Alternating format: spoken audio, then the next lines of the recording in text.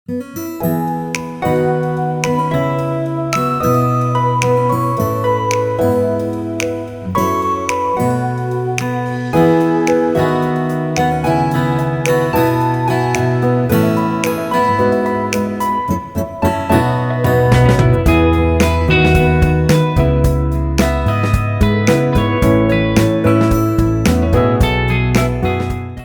erum við með alveg splunkunýjan KGM Torres EVX. Þetta er rafmagnsbíll 100%. Hann er framdrifinn og við sjáum hérna að þetta er svona svolítið alvöru bíll. Þetta er svona eins og jepplingur í laginu og þessi bíll hérna, hann er tæpir 5 metrar lengt, 4, 7, eitthvað og hjólabilið það er 2680 mm hérna á milli. Þetta er svona svolítið gróft allt saman og þetta minnir svolítið á svona Subaru Outback, hvað ég að segja, 90 eitthvað svoleiðis. Hérna, þið sjáu hérna þessi skraut hér, þetta er svolítið spes. Þetta gerir bílnum gott að mínum mati, mér finnst hann fallegur svona. Og þessi bíll er ekki með neinu fröngi eða geymslu fram í, hér er bara einn mótor sem gefur okkur 201 hestafl og hann togar 339 Nm. Það þýðir ef þú gefur þessu bíl inn að þá hann spólar alveg af stað. Og það er kannski það eina þegar maður ekur þessum bíl. Við höfum ekki verið að aka á þurrum vegum hérna, það er búið rigning sem við fengum bílinn eða svo til. Það var nú ekki rigning þegar ég sótti hann en hann spólar samt smá. Hann er afar aflmikill og togar vel. Nú, hann er með drægnu upp á 460 km. Það er þetta hlaðan heim og þá tekur hann 11 kWh inn á sig í einu. En ef þú ferð á hraðhleðslu þá tekur hann ekki nema 120 kWh inn á sig. Og það er svona í minnikantinum fyrir svona rafbíl. En það skiptir vantanlega ekki miklu máli, við erum að tala um nokkra mínútur. Plús það að flestir sem eiga svona bíl, þeir hlaða hann heima. Hann kemur í 3 gerðum, við erum með topp útgáfuna hérna og hún kostar 7 milljónir.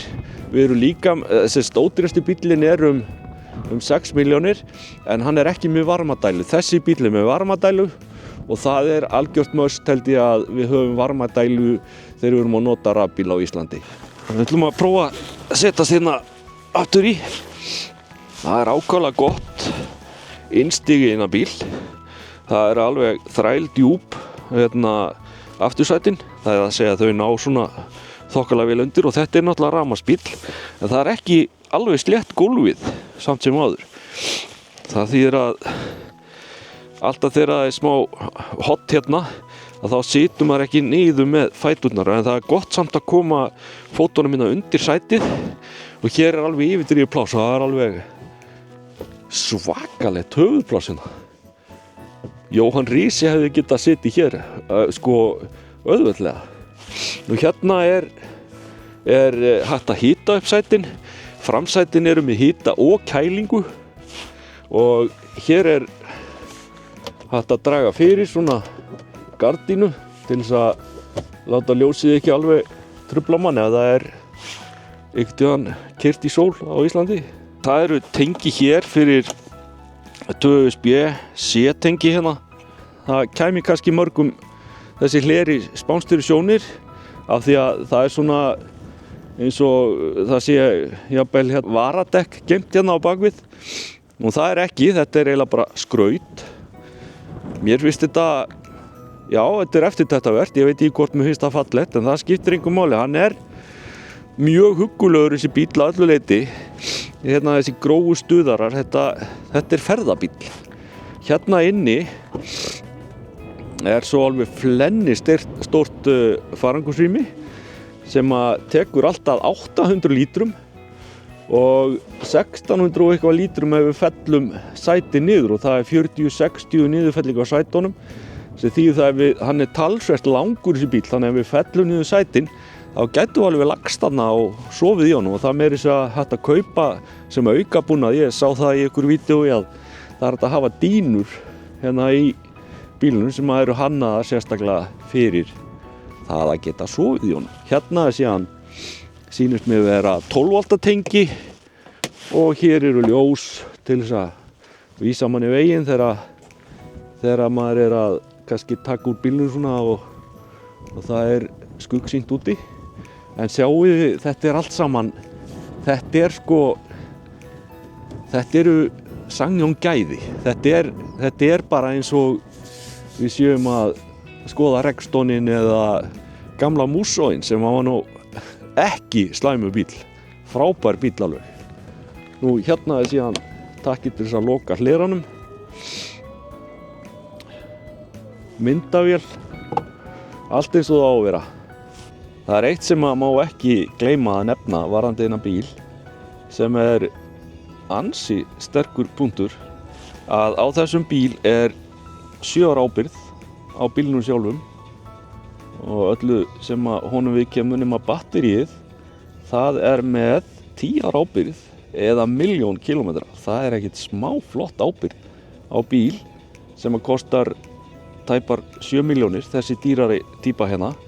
Ökumaður, hann getur stilt á svokallaðan sleep mode ef hann með farþega aftur í sem vilja hvíla sig og ekki heyra í græjunum, og þá eru bara hátalarnir frammi og hérna þú þögn aftur í. Mjög sniðugur fítus. Þetta ansi skemmtilegu bíll að aka. Hann kemur á 18 tómu felgum frá þeim hjá bílabú Benna, en bílinn kemur til landsins á 20 tómu og þá ég viss að þessi bíl geti verið svolítið hastur á svona mjóum börðum, en að keyra hann á þessum 18 tómu felgum, hann lungamjúkur. Fjöðrunin bara eins og á hefðbundnum bíl með brunavél. Það ótrúlegt að aka honum í svona á ójöfnu yfirborði. Við vorum á malarvegi áðan og maður bara finnur ekki fyrir þessu. Þetta svona eins og lítill ferðabíl. Það minnir á Subaru í gamla daga þegar hann var að koma fyrst. En hann framdrifinn þessi bíl og við finnum alveg fyrir því að framdrifið það tosar aðeins í þegar maður gefur honum inn, hann spólar svolítið. Þetta 201 hestafl og togar 339 newtonmetra. Nú, í þessum bíl allt sem við getum hugsað okkur. Það akreina stýring, það akreina aðstoð, það skynvættur hraðastillir, það alls konar öryggiskerfi sem við viljum hafa, það hnéloftpúðar. Skjárin reyndar það 2 12,3 tómu skjáir hérna. Þeir svona, ég myndi gefa þeim svona 7 í einhvern. Það svolítið djúpt að fara inn í hérna, skjáin það sem með stýringunum. Annars maður að horfa hér á mjög flotta grafík hérna í skjánum fyrir mælaborðið, og þarna eru allar upplýsingar. Það eru dragniupplýsingar, hvað mikið eftir að rafhlöðunni, það sem sagt hiti í stýri, það hiti í sætum, bæði frammi og afturi, og kæling. Og það sem mér finnst svolítið magna við þennan bíl, að þetta eins og þú situr hér í luxus típu af bíl, allt í leðri. Þetta svolítið skemmtilegt hérna, skemmtilega áferð á þessu mælaborði. Þetta plast en virkar svona eins og þetta sé stál. Hér allt mjög einfalt. Gírskiptingin, það bara fram og tilbaka og svo handbremsa hérna. Hér þráðlaus hleðsla fyrir farsíma, 2 USB-C tengi hérna. Og það sem meira að það Apple CarPlay og Android Auto í honum, en það ekki þráðlaust. Skiptir engu máli.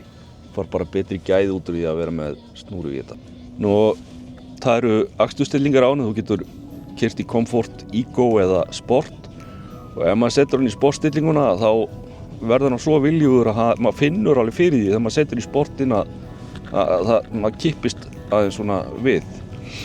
Nú, fyrir hvern þessi bíl? Þessi bíl fyrir bara fólk sem vill njóta þess að ferðast á landið á einfaldan hátt í þægilegum bíl.